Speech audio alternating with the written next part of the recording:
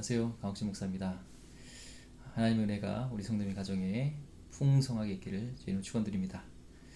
오늘 하나님 말씀 같이 보겠습니다. 시편 37편 1절에서 5절까지 말씀 보겠습니다. 제가 봉독하겠습니다. 악을 행하는 자들 때문에 불평하지 말며 불의를 행하는 자들을 시기하지 말지어다. 그들은 풀과 같이 속히 배임을 당할 것이며 푸른 채소같이 쇠잔할 것이로다다.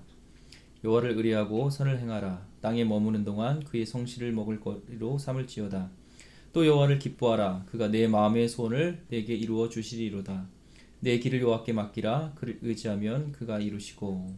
아멘. 사랑과 시기심이란 제목으로 하나님 말씀 같이 나누도록 하겠습니다.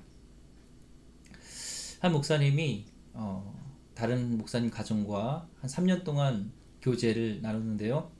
3년 동안 지내면서도 그 목사님이 회를 싫어하는지를 몰랐다고 합니다.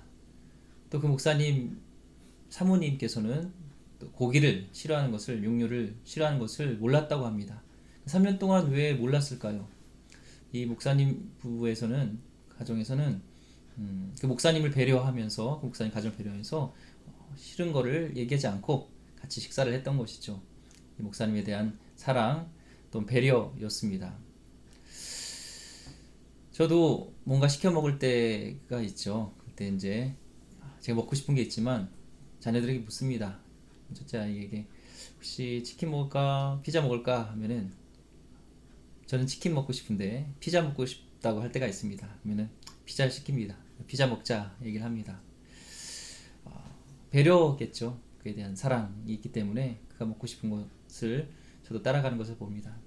바라기는 언젠가는 첫째, 둘째가 제 마음을 헤아리고 저를 배려해줘서 얘들아 피자 먹자 너희들 좋아하는 거 그럴 때 아빠 그러지 마시고요 아빠 좋아하는 순댓국 먹죠. 그럴 날이 있겠죠. 누군가를 배려하는 것은 그 사람을 사랑하는 그런 사람만이 할 수 있는 것 같습니다. 음식점을 이제 경영하는 우리 교인 중에서 좀 코로나로 인해서 많은 어려움이 있었는데 최근에 가보니까 손님이 그전보다 많이 늘어난 걸 보면서 정말 즐겁고 기뻤습니다. 교인들이 힘들면 제 마음도 힘들고 교인들이 기쁘면 좋으면 잘 되면 저도 기쁜 것을 보면서 이것이 하나님이 주신 사랑이 아닌가라는 것을 느끼게 됩니다. 사랑하면 수고를 마다하지 않습니다. 내가 하고 싶은 것이 아니라 그 사람이 기뻐하는 일, 그 사람을 위한 일이라면 아무리 수고스러워도 그것을 무엇이든지 할 수 있게 만드는 것, 그것이 사랑의 힘이 아닌가 생각합니다. 혹시 영화 중에 명량이라는 그런 영화를 보셨습니까? 명량젓갈이 아니라 명량인데요. 이거는 그 이순신 장군의 명량해전을 배경으로 한 그런 영화입니다. 이순신 장군이 선조에게서 이제 수군을 다 파하고 육상군에 합류하라는 그런 교지를 받습니다. 그런데 이순신 장군은 아직 12척의 배가 남아 있다며 전투할 준비를 하는데요. 이때 아들 회가 아버지에게 이렇게 말합니다. 아버지, 이제 그만두세요. 너무 억울하지 않습니까? 왕도 아버지를 버리고 사람들도 아버지를 버렸습니다. 그런데 아버지는 왜 죽음을 무릅쓰고 싸우시는 겁니까?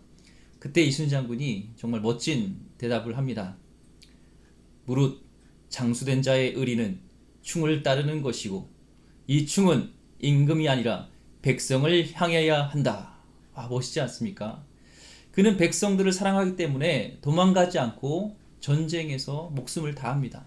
사랑이 그렇습니다. 죽음을 무릅쓰고서라도 사랑하는 사람을 살리고 싶은 것이 사랑입니다. 그 사람을 위해서라면 죽을 수도 있는 것이 사랑입니다. 오늘 제목처럼 사랑의 그런 대적이 있다면 그것은 시기심입니다. 성경에서는요, 시기심하면 생각나는 인물이 바로 이스라엘 초대 왕이었던 사울이죠. 사람들은 전쟁에서 나가서 승리한 다윗을 향하여서 만만이라고 했습니다. 사울은 천천히요, 다윗은 만만이라 하면서 이 사울이 시기심을 갖게 되었습니다. 이상하게 우리는 사울과 같은 생각을 하게 되는 것 같아요.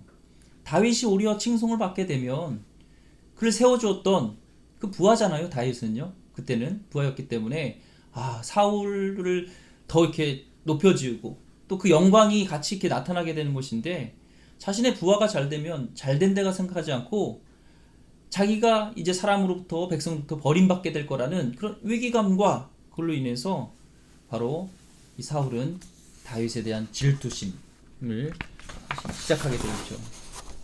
누군가가 사랑을 받을 때 그 사랑 때문에 나름 버림을 받는다라는 생각하는 것이 시기심입니다. 시기심이 우리 안에 들어오면 대표적으로 생기는 마음이 미움이죠. 예수님 당시에 예수님을 십자가에 못 박았던 대표적인 종교 지도자들이 바로 사두개인, 바리새인, 또한 제사장들이었습니다. 그들은 언변이 뛰어났습니다. 지도자였습니다. 그런데 성경에 보면 예수님의 가르침은 그들과 다르다고 얘기를 합니다. 대표적으로 마태복음 7장 29절의 말씀에 보니까요. 이는 그 가르치시는 것이 권 있는 자와 같고 그들의 서기관들과 같지 아니함이러라 라고 이렇게 증언하고 있습니다. 그래서 사람들은요 달랐기 때문에 몰려들었습니다. 예수님께 달려들었습니다. 몰려들었습니다. 그래서 그들이 이제 종교 지도자들이 예수님을 죽이기로 작정했던 것이죠. 한번 생각해 보았으면 좋겠습니다. 만일 예수님이 아무리 놀라운 말씀을 그렇게 하셔더라도 백성들이 예수님을 따르지 않고 예수님께 오지 않았다면 이 종교 지도자들이 예수님을 죽이려고 했을까? 이런 생각을 하게 됩니다. 내가 누군가를 시기한다. 그가 잘된 것이 꼴보기 싫다. 그것은 나는 그를 사랑하지 않고 있다는 것입니다. 이런 예수님 당시의 갈등은요. 우리나라 근현대에서도 계속되었던 것을 보게 됩니다. 서로 칭찬하지 않고 상대 당을 칭찬하지 못합니다. 정말 다 뭐 잘못하기만 하는 걸까요? 같은 그러한 민족으로서 같은 나라에서 함께 살아가면서 한 마음으로 나라를 사랑하기보다 상대방을 이기는 것이 더 중요하다고 생각하기 때문은 아닐까요? 우리 안에 정말 사랑이 있는지 없는지 우리는 생각해 봐야 됩니다. 교회에서도 마찬가지입니다. 시기심이 발동하면요. 하나님이 일하시는 것이 보이지 않습니다. 그래서 하나님의 일이 아닌 그가 하는 모든 일들이 하나님이 아닌 인간의 일로 생각하고 비방하고 그걸 판단하게 되는 것입니다. 그렇다면 이 시기심을 극복하는 방법이 무엇일까요? 오늘 말씀에서 찾아보려고 합니다. 오늘 시편 37편 1절 말씀에 보면요. 악을 행하는 자들 때문에 불평하지 말며 불의를 행하는 자들을 시기하지 말지어다 말씀하고 있습니다. 또 3절과 5절 말씀에 보니까 여호와를 의뢰하고 선을 행하라. 땅에 머무는 동안 그의 성실을 먹을 거리로 삼을지어다. 또 여호와를 기뻐하라. 그가 내 마음의 소원을 내게 이루어 주시리라. 5절 말씀에 또 그를 의지하라 라고 있습니다. 여호와를 신뢰하고 여호와를 의지하는 것이 바로 시기심을 극복하는 그런 방법입니다. 하나님을 신뢰하지 못할 때 우리 안에 불공평하다는 생각을 자꾸 들게 됩니다. 내가 하나님의 사랑을 받지 못하기 때문에 누군가에 임하는 하나님의 사랑, 누군가에 임하는 그 긍휼함이 불공평하게 느껴지는 것이죠. 예를 들면요. 바다는 강에 대해서 불평을 하지 않습니다. 야 강아, 너는 왜 이렇게 물을 많이 가지고 있냐? 이렇게 불평하지 않습니다. 왜요? 바다는 말을 할 수가 없으니까요. 말을 할 수 있다 할지라도요. 바다는 강하고 비교할 수 없는 만큼의 많은 물을 이미 갖고 있기 때문에 강에 대해서 불평하거나 시기할 그럴 수가 없습니다.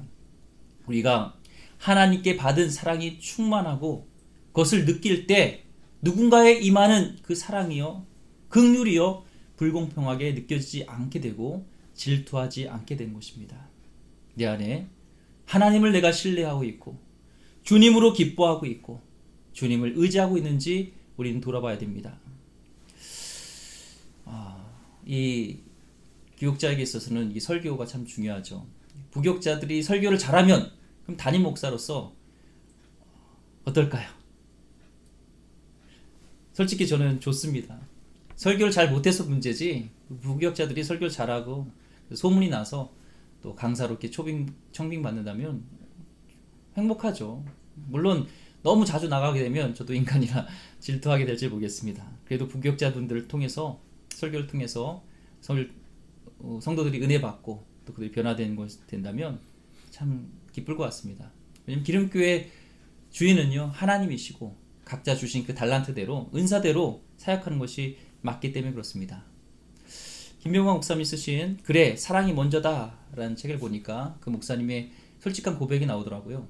그 책에 보면은 그분도 책을 쓰시는 분이고 글을 쓰시는 분이라 자기가 쓴 책보다 남이 쓴 책을 잘 팔릴 때 솔직히 마음속에 질투심이 느낀다고 합니다. 특별히 자기보다 뭔가 잘난 것이 없고 능력이 없는 사람 같은데 더 책이 잘 팔릴 때 마음속에 솔직히 질투심이 생긴다고 고백합니다. 그래서 하나님께 기도하는데 어느 날 하나님이 새벽에 이런 마음을 주셨다고 합니다. 하나님은 필요할 때에 사람을 세우시고 필요할 때에 사람을 보내신다. 그렇습니다.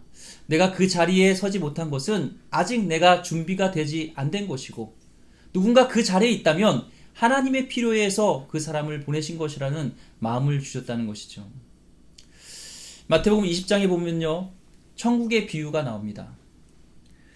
1절 말씀에 보니까 천국은 마치 품꾼을 얻어 포도원에 들어보내려고 이른 아침에 나간 집주인과 같으니 하면서 천국에 대한 비유를 말씀하시는데 이제 품꾼들을 이렇게 사서 한 데나리온, 그러니까 하루 품삯, 노동자 한 품삯을 줄 테니까 포도원에 가서 일을 하라고 보냅니다. 처음에는 9시, 성경에는 3시라고 되어 있는데 지금 시간은 9시죠. 9시, 또 제6시, 9시는 정오 12시와 오후 3시입니다. 또 제11시, 오후 5시입니다. 이렇게 다 그들을 품꾼으로 보내서 이제 포도원에서 일하게 됩니다. 문제는요, 12절에 보니까 이제 오후 5시에 왔던 품꾼은요, 1시간밖에 일하지 않았대요. 그러니까 한 저녁 6시에 이제 모든 일이 끝난 거죠. 근데 문제는 오전 9시에부터 일했던 품꾼하고 오후 5시에 일했던 사람하고 무려 일한 시간이 8시간이나 차이를 나는 거예요. 근데 주인은 긍휼함으로 그를 똑같이 한 데나리온 품삯을 똑같이 준다는 거예요. 그러니까 막 따지죠. 왜 불공평하게, 왜 다르게 품삯을 주느냐 얘기를 합니다. 원망할 때 주인은 이렇게 답합니다. 마태복음 20장 13절 말씀에 주인이 그 중에 한 사람에게 대답하여 이르되 친구여 내가 네게 잘못한 것이 없노라. 내가 나와 한 데나리온 약속을 하지 아니하였느냐? 내 것이나 가지고 가라. 나중 온 사람에게 너와 같이 주는 것이 내 뜻이니라. 내 것을 가지고 내 뜻대로 하는 것이 아니냐? 내가 선함으로 내가 악하게 보느냐? 이 주인은 약속 다 지켰고 하루 품삯은 똑같이 준 것은 그것은 긍휼함입니다. 우리는 이렇게 생각했으면 좋겠습니다. 왜 저 사람에게 내가 더 일을 많이 했는데 똑같이 줄까에 대한 질투심과 시기심보다 일찍 와서 일할 수 있게끔 나를 불러주신 그 주인에 대한 감사함이 있어야 되지 않겠습니까?